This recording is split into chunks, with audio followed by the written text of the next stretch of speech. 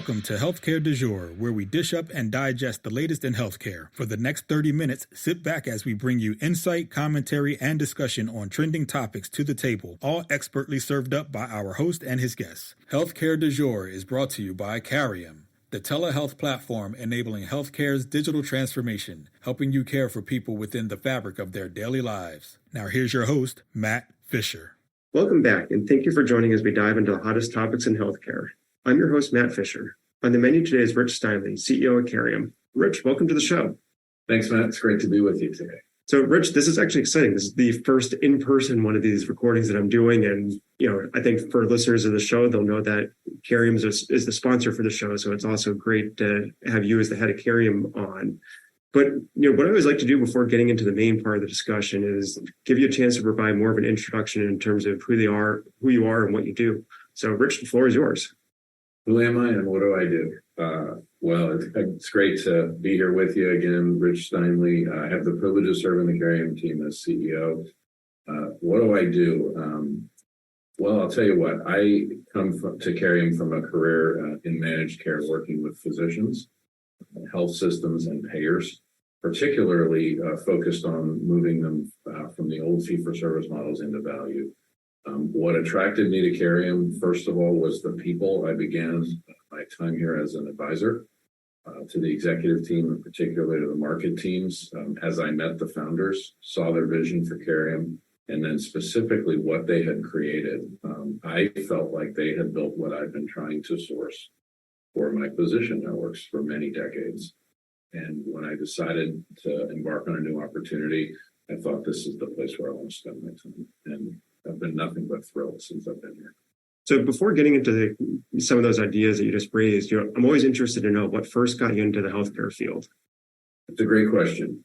I began my career building a lot of government systems for vulnerable populations. So we were building welfare systems, welfare eligibility, working on getting folks back to work, working on systems that managed some pretty heavy things, the abuse and neglect of children and the elderly for large state governments. And I would say that was an interesting precursor to my time moving into healthcare and helping manage the populations of the most vulnerable among us. And so moving into Medicare, Medicaid, dual eligible populations, that's how I originally got into it.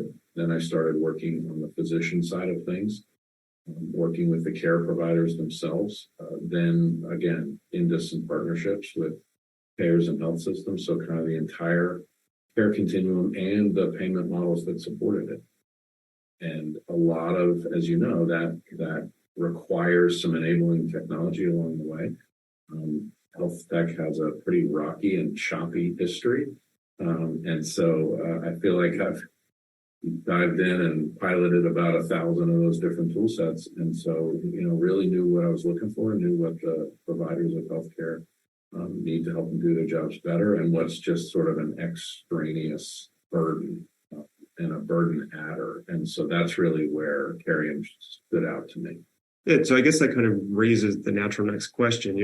Given the experience you described, and that you said you came to Carium because you felt it had built what you had been looking for your physicians. Mm-hmm. What had you been looking for, and what did you see that the market had a need for? Yeah, sure. So I think one of the things that's hard about healthcare in general is it's very siloed, whether it's siloed by disease, condition, place in the care continuum. It's a lot of times siloed by funding sources, coding, those type of things. And so the health tech solutions tend to mirror that, or they reflect it.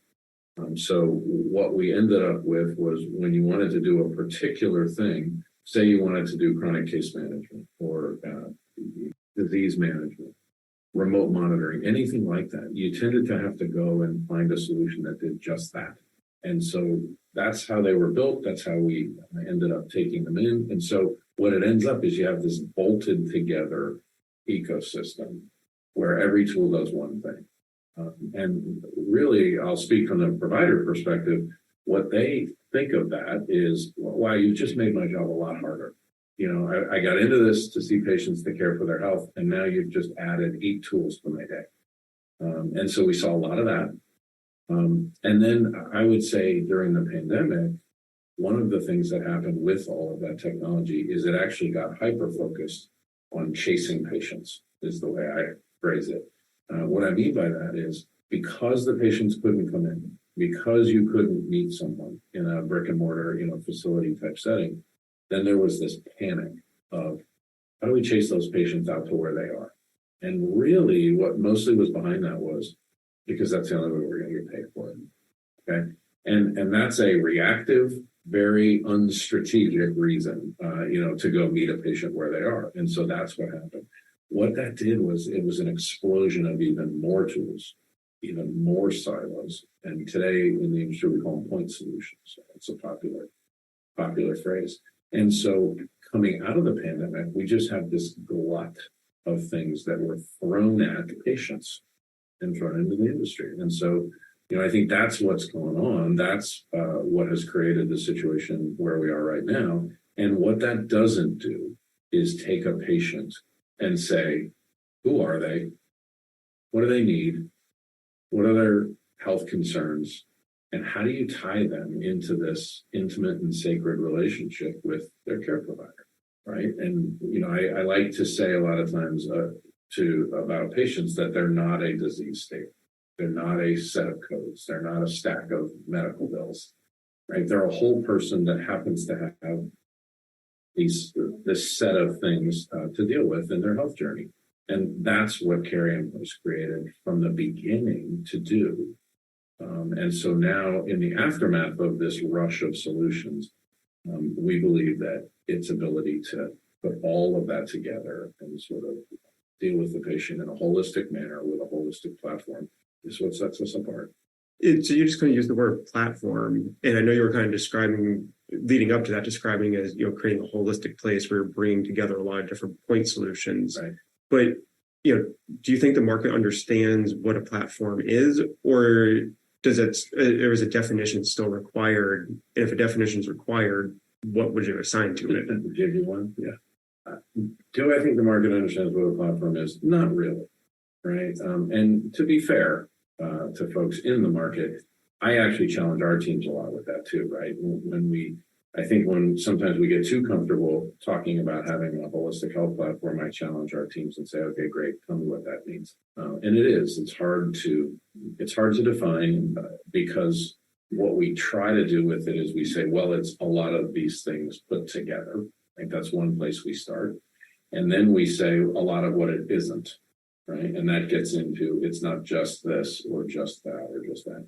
What I would say at its best, what a platform does is, I would say it isn't a tool.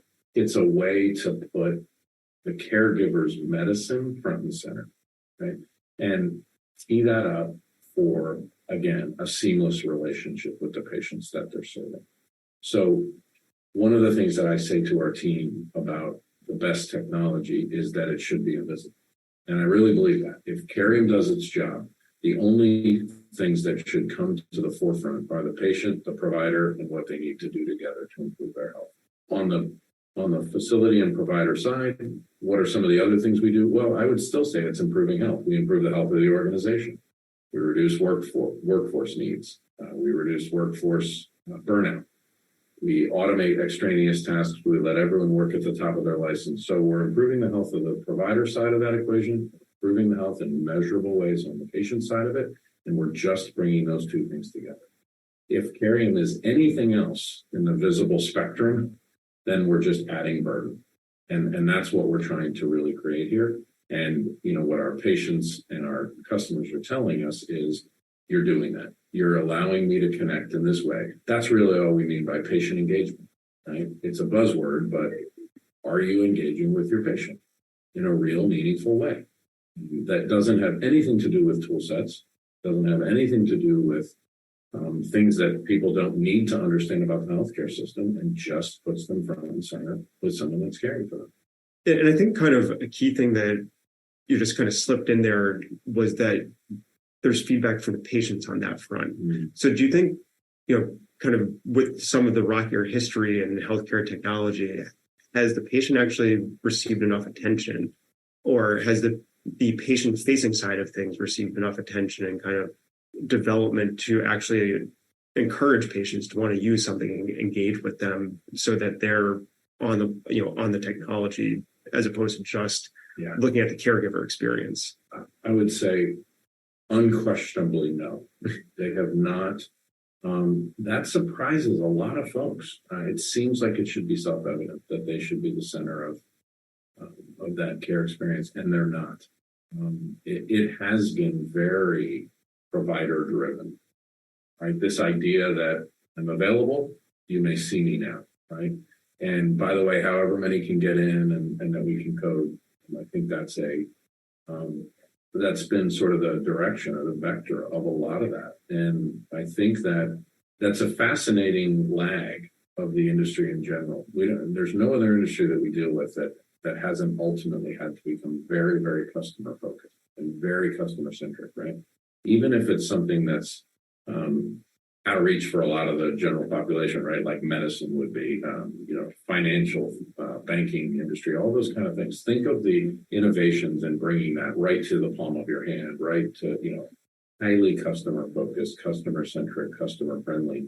And yet we've sort of left healthcare out in the, hey, if you can get here, we may see you after a long wait. And, by the way, if you need to see 2 or 3 things, that's going to take you weeks and, a lot of appointments and routing around and everything. And so just this idea that we could put health and better health right in the palm of someone's hands and bring their providers into a relationship where they don't have to be overburdened either.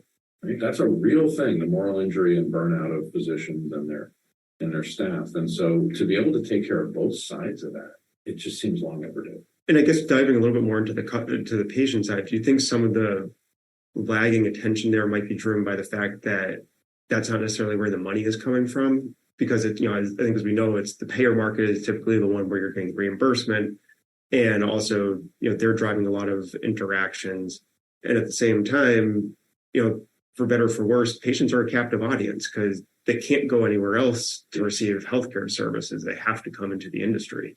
Yeah, all that's true. And that's why I'm careful to say, that what we're really after is taking care of both sides of that continuum. It is, unfortunately, far too driven by who pays and how do you get paid, right? You can't blame providers for that. They're not pro bono workers, right? And so there is that. That's kind of what I was talking about at the beginning, where when you build sections of the care continuum and then the enabling tools that support them in a very siloed way to chase reimbursement, well, then that's what your healthcare system looks like, right? And the providers are forced to work in that environment, or what? Not get paid for anything they do every day, right? And then the patients are forced to just kind of fit in that, like, pegs in holes, right? And so you really have that driving a very, not just inefficient, but massively impersonal situation that is focused on the most kind of precious part of every person, which is their own personal health. Yeah, no, I think that's a great point. And for those of you just joining, I'm talking with Rich Steinle of Carium and talking about the evolving understanding of how technology should support healthcare.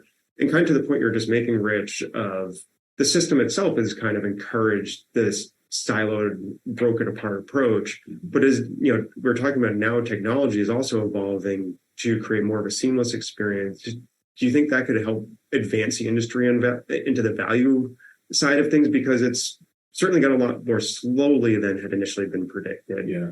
And maybe that's, there's probably a lot of varying forms of the chicken or the egg argument there. Right.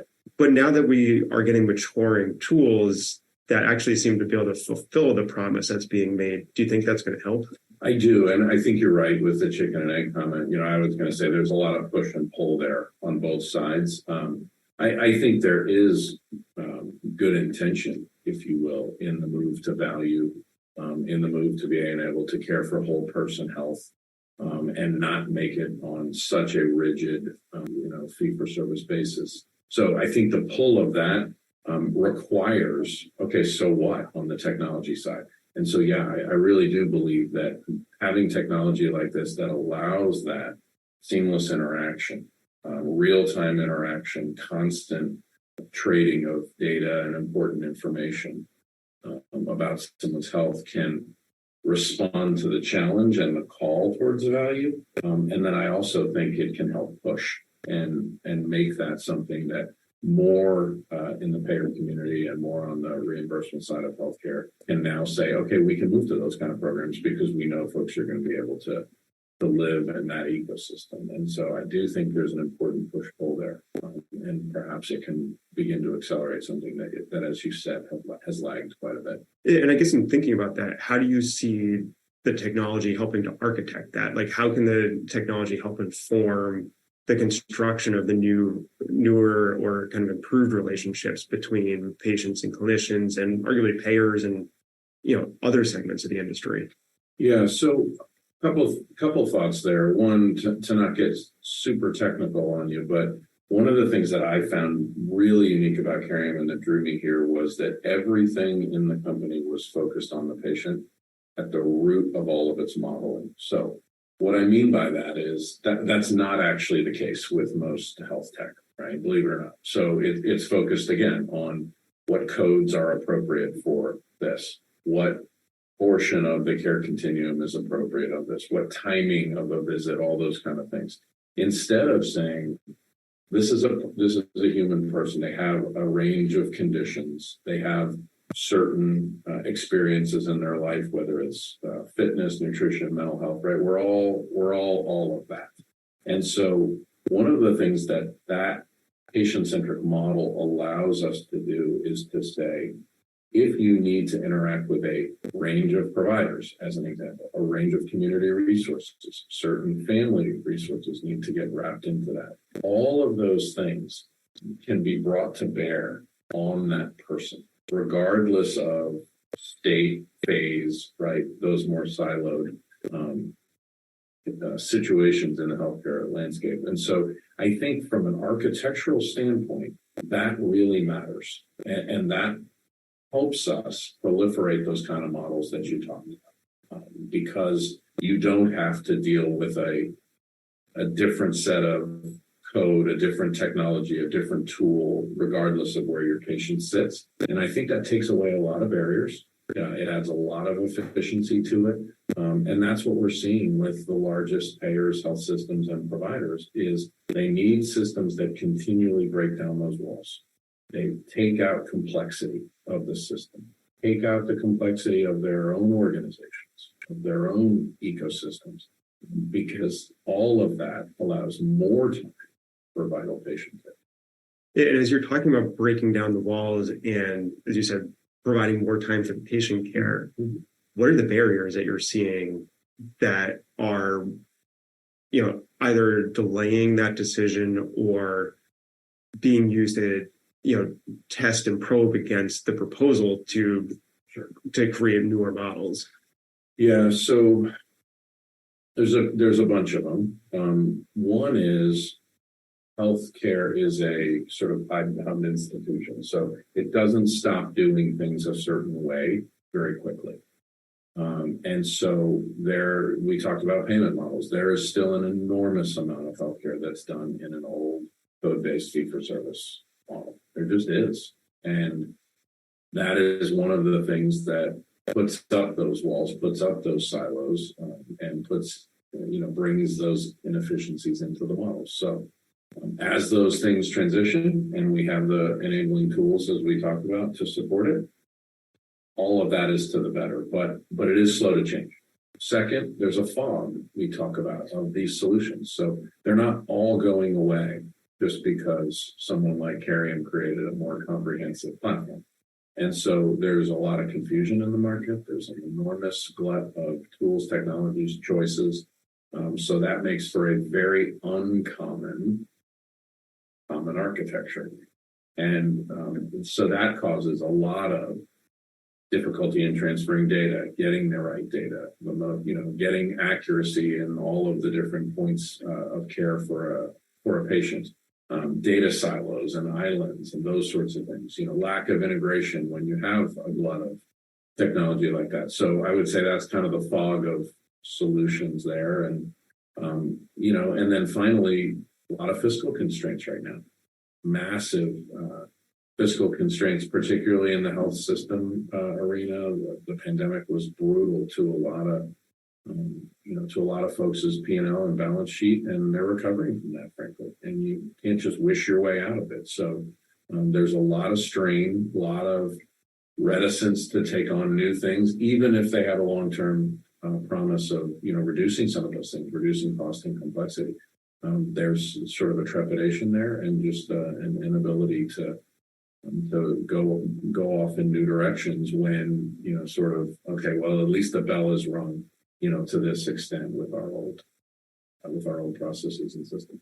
Yeah, and kind of given the challenges that you just mentioned of just the economic market, both of recovering from what happened during the pandemic and whatever might be happening in the economy now with some tightening, how do you go about then explaining the return that someone could get, or not even just the return, but the opportunities to grow and benefit from breaking down the barriers and implementing this broader care experience? And do you have any examples that can help illustrate the benefits that you get out of it?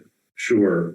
So it's a great question, and it's very, very real. A lot of folks we talk to say, if you can't come with a very immediate, near-term ROI, we can't even have the conversation. And so I think you have to be able to do two things. One is you do have to be able to directly take cost out of their system and how they're doing their work right now. And whether that is dramatically improving productivity of their staff, as an example, so that they don't have to hire any new, and they may be able even to shift certain resources, other key tasks. That's something that's very real, very immediate. You have to be able to prove it and show it. I'll give you an example of that. We have some clients that have reported to us that they've received a 5-to-1 increase in productivity of their nurse navigation staff. Well, that's a real number with real dollars attached to it that allow them to, again, either shift some of those folks to other types of care and not hire a bunch of new resources, and or potentially even get rid of some that they had to burst up into coverage and those sorts of things. There's other things, reducing real financial penalties. We have studies that have shown we've reduced readmissions in some of our hospital clients by up to 50%. We've reduced length of stay by 20%. Those are real dollars. Everybody knows what the standards are for those things, and those are real cost savings. And so the implementation of technology that can show that kind of return, right, isn't really a cost net. Right? And so that's really important. The other thing is on the top line for folks, and to really be able to say, okay, it isn't just a nice thing when you can engage your patient more regularly, more thoroughly, more accurately. It actually drives business to the providers. And so, because you're able to engage a person like that and their health gets so much better, you retain customers. And it sounds funny to say with patients, but it's important where they get their health care needs met. And so we're able to dramatically improve the ability for them to care for folks, and then new opportunities for them to care for folks, right? And we expand their service lines, and then finally the reach of their service lines, right? And so if we help a hospital be top in the region in COPD or CHF or cardiac care, then that's a business driver for them, right? When they get known for, no one takes as good a care of their patients as this particular facility. Well, that's a business driver. And while you don't want folks to get sick, that's what they're in the business of healing. And so that becomes incredibly important as a driver on both sides of that equation for our patients. Yeah, so it seems like it's fair to say that it's, I'm sorry, for our customers. Yeah, but I think it's fair to say then, kind of given the current market climate, it's hopefully going to be removing a lot of the hype that health tech has seen and really honing in on what's the reality and what can you actually deliver immediately, as opposed to maybe what has been the prior experience of, I'm going to buy this tech tool and it'll be ready to actually meet what is being told to me it can be done in like 6 months, as opposed to right now, right out of the box. Yeah, I think, I always say in healthcare, saviors are in short supply. There's a lot of talk about that, but I really think you're right that this can't be if you do this, here's the future promise. I think the industry right now just doesn't have time for that argument. So I'll go back to immediate or near term direct measurable ROI. I think is important for our customers. And there's two ways, there are kind of two sides of that house that I'll re-reference. One is real measurable health outcomes for the patients and real measurable organizational improvements on the side of the care provider. If you don't have those measurables, then I think you're lost in the hope is not a strategy game. If you have those measurables and you continue to prove those to the organizations that you serve, to me, that's what changes. Yeah. So, and I think that's going to unfortunately have to lead us into a final question because believe it or not, we're already almost out of time. So kind of given everything that we've talked about, what's your biggest prediction for what's coming for the healthcare industry in the next year? Yeah, I'll just go back to something I said before and say I believe that the patient will come into much, much sharper focus and truly engaged as the focus of healthcare. Not something to be chased, right? Not something to be billed, but really the focus of why we do this and why the customers that we support wanted to be caregivers in the first place. Yeah, no, I certainly hope we get to see that happen. But as I said, believe it or not, we are already out of time. So I want to thank my guest, Rich Steinle, for a great conversation today. Thanks, Matt. Great to be with. And thank you to everyone listening. Keep the dialogue going and connect with me at #HCBEJURE. I'm Matt Fisher. Until next time.